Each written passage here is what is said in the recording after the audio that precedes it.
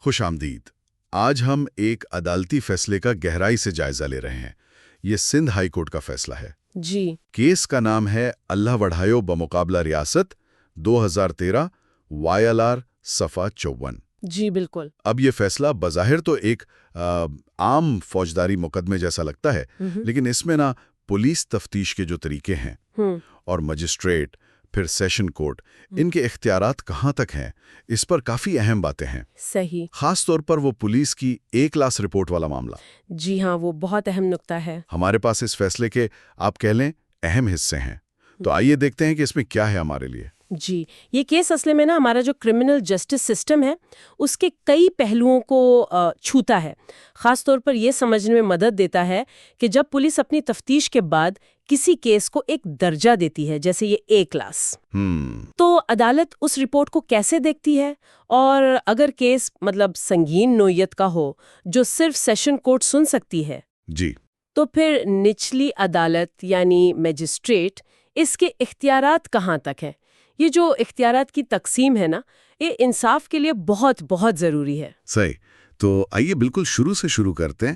یہ معاملہ، یہ کیس کب اور کیسے شروع ہوا تھا؟ اچھا، تو کہانی شروع ہوتی ہے 5 مئی 2012 کو۔ ایک واقعہ پیش آیا۔ اللہ وڈھایو نام کے ایک صاحب تھے، انہوں نے کوئی 1.5 مہینے بعد 25 جون 2012 کو کنڈیارو پولیس اسٹیشن میں FIR کٹوائی۔ اچھا۔ اس FIR کے مطابق مبینہ طور پر ان پر اور ان کے بھائی محمد خان ان پر حملہ ہوا تھا۔ اور FIR میں بات صرف حملے کی نہیں تھی، بلکہ اس سے زیادہ سنگین الزام بھی تھا۔ بالکل۔ FIR میں یہ بھی کہا گیا تھا کہ جو حملہ آور تھے انہوں نے اللہ وڈھایو کے بیٹے اظہر علی کو اغوا کر لیا۔ اوہو۔ اور نیت کیا تھی؟ قتل کرنے کی۔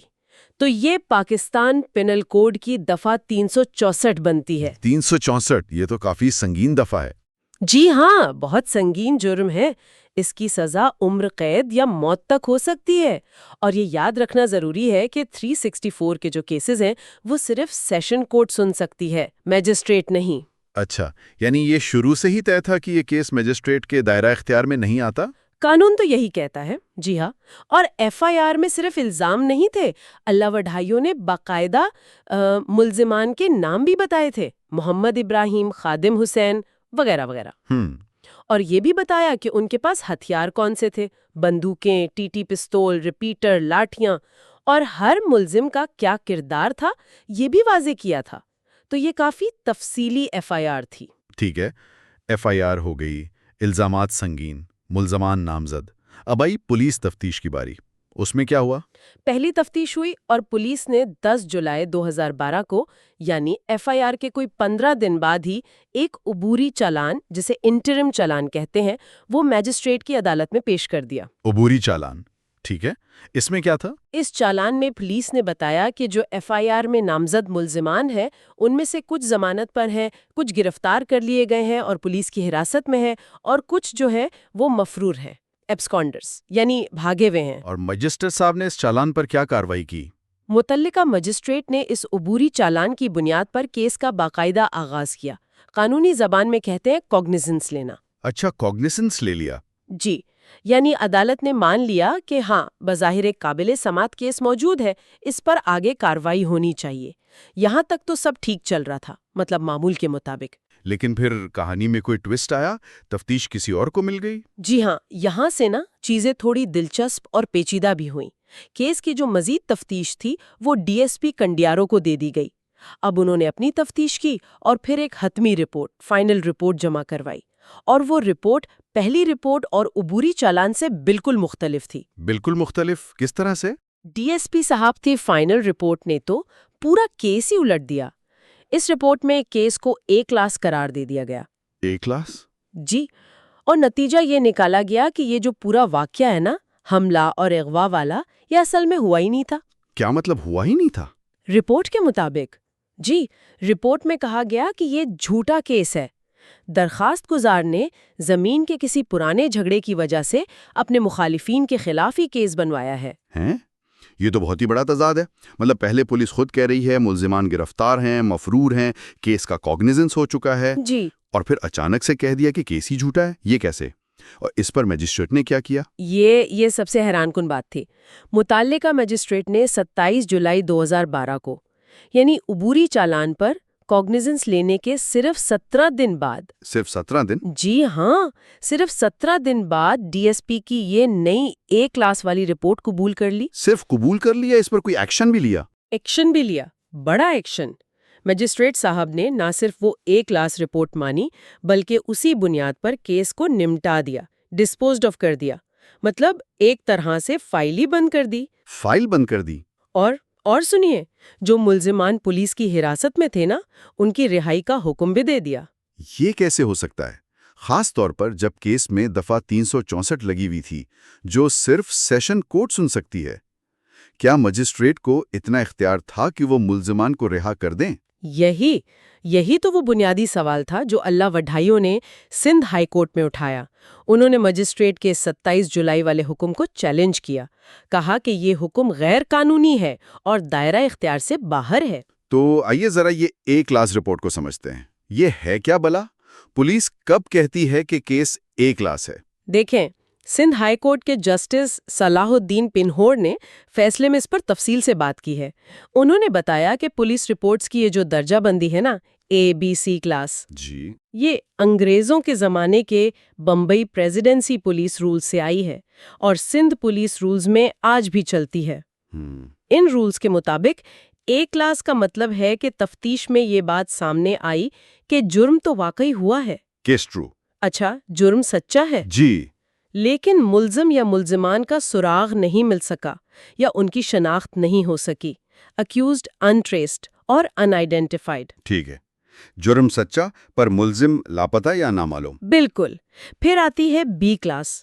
اس کا مطلب ہے کہ تفتیش میں ثابت ہوا کہ کیس جھوٹا ہے، ملیشیسلی فالس، یعنی بدنیتی پر مبنی۔ جی، کہ سرے سے کوئی جرم ہوا ہی نہیں یا شکایت غلط نیت سے کی گئی تھی۔ بی مطلب بوگس کہہ سکتے ہیں۔ ہاں، سمجھنے کے لیے کہہ سکتے ہیں۔ اور آخر میں ہے سی کلاس۔ جی، سی کلاس کا مطلب ہے کہ جرم تو ہوا ہے لیکن یا تو پولیس کو ملزمان کے خلاف کیس چلانے کے لیے ثبوت کافی نہیں ملے، insufficient evidence، یا پھر معاملہ ایسا ہے جس میں پولیس براہ راست کچھ کر نہیں سکتی، جیسے نان کوگنیزیبل آفینس ہے یا کوئی سول معاملہ ہے۔ ٹھیک ہے، اے سچا مگر ملزم لاپتہ، بی جھوٹا، سی ثبوت ناکافی یا پولیس کے دائرے سے باہر۔ اب اگر ان تعریفوں کو اللہ وڈھائیو کیس پر لگائیں تو کیا پولیس کی اے کلاس رپورٹ ٹھیک تھی؟ ہائی کورٹ کے مطابق بالکل غلط تھی، سراسر غلط۔ کیوں؟ دیکھیں، اے کلاس کی تعریف کیا تھی؟ جرم سچا، ملزم لاپتہ، جبکہ اس کیس میں ایف آئی آر میں ملزمان کے نام تھے۔ جی، نام تو تھے۔ عبوری چالان میں پولیس نے خود مانا تھا کہ کچھ گرفتار ہیں، کچھ ضمانت پر ہیں اور کچھ مفرور ہیں۔ اب مفرور ہونا لاپتہ یا انٹریسبل ہونے سے الگ بات ہے نا؟ ہاں، یہ تو الگ بات ہے۔ مفرور کا تو پتہ ہوتا ہے کہ کون ہے، بس وہ بھاگا ہوا ہے۔ بالکل، ان کی شناخت تو معلوم تھی، وہ صرف گرفت میں نہیں آ رہے تھے، تو پولیس نے تکنیکی طور پر اے کلاس کی غلط کیٹیگری استعمال کی۔ اور یہاں ہائی کورٹ نے ایک بہت اہم اصول واضح کیا۔ عدالت نے کہا کہ پولیس کی تفتیشی رپورٹ، چاہے وہ اے ہو، بی ہو یا سی کلاس، وہ صرف پولیس کی ایک رائے ہوتی ہے، ان کا نتیجہ ہوتا ہے۔ اچھا، وہ کسی بھی حالت میں عدالت پر لازم نہیں ہوتی، بائنڈنگ نہیں ہوتی۔ عدالت کا کام ہے کہ وہ اپنا ذہن استعمال کرے، پولیس رپورٹ کے ساتھ جو ثبوت ہے ان کو دیکھے اور پھر قانون کے مطابق فیصلہ کرے۔ اس کا مطلب تو یہ ہوا کہ میجسٹریٹ صاحب کا صرف پولیس کی اے کلاس رپورٹ کی بنیاد پر، جو خود بھی ٹیکنیکلی طور پر غلط تھی، جی، اس کی بنیاد پر کیس ختم کر دینا اور ملزمان کو رہا کر دینا، یہ قانوناً درست نہیں تھا؟ بالکل نہیں۔ ہائی کورٹ نے یہی کہا کہ میجسٹریٹ کا یہ عمل قانون کے خلاف تھا۔ یہ تو ہوا پہلا بڑا نکتہ۔ ٹھیک ہے، اب آتے ہیں دوسرے بڑے اعتراض پر۔ وہ تھا میجسٹریٹ کے اختیارات کی حد کے بارے میں۔ جی، وہ کیا تھا؟ درخواست گزار یعنی اللہ وڈھائیو کا کہنا تھا کہ بھائی کیس میں لگی ہے دفعہ 364۔ یہ ایسا جرم ہے جو قانون کہتا ہے کہ صرف سیشن کورٹ ہی سن سکتی ہے، exclusively tribal by sessions court. تو میجسٹریٹ کو سرے سے یہ اختیار ہی نہیں تھا کہ وہ اس کیس کے ملزمان کو رہا کرنے کا حکم دے، خاص طور پر جب وہ پہلے ہی عبوری چالان پر کوگنیزنس لے چکے تھے، یعنی کیس آگے بڑھانے کا عمل شروع کر چکے تھے۔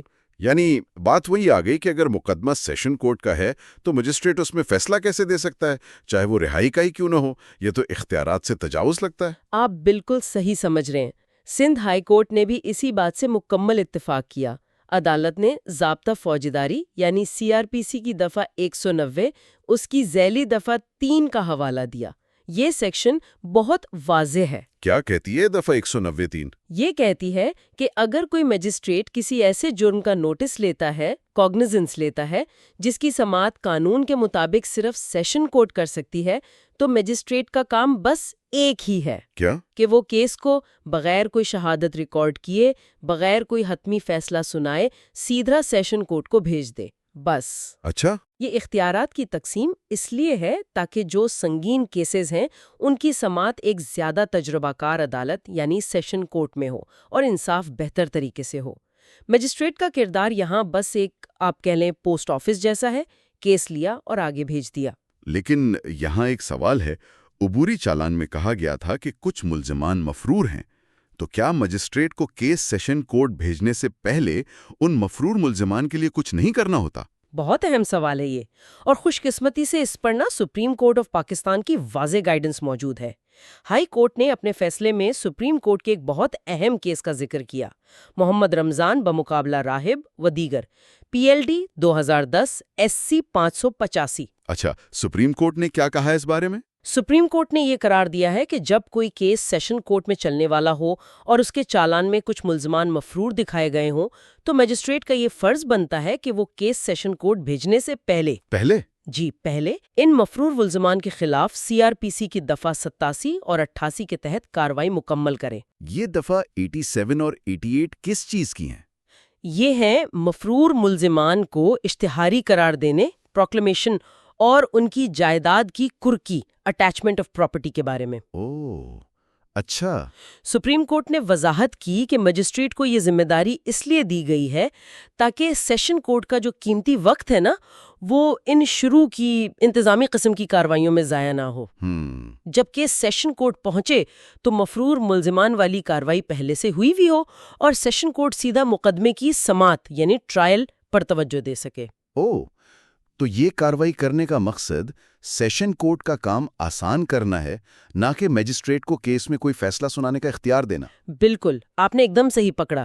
سپریم کورٹ کا مقصد یہ ہرگز نہیں تھا کہ مجسٹریٹ کو سیشن کورٹ والے اختیارات مل جائیں یا وہ کیس ختم کر دے یا ملزمان کو چھوڑ دے۔ نہیں، مجسٹریٹ کا کردار یہاں صرف انتظامی ہے، ایڈمنسٹریٹو یا سہولت کار، فیسیلیٹیٹر۔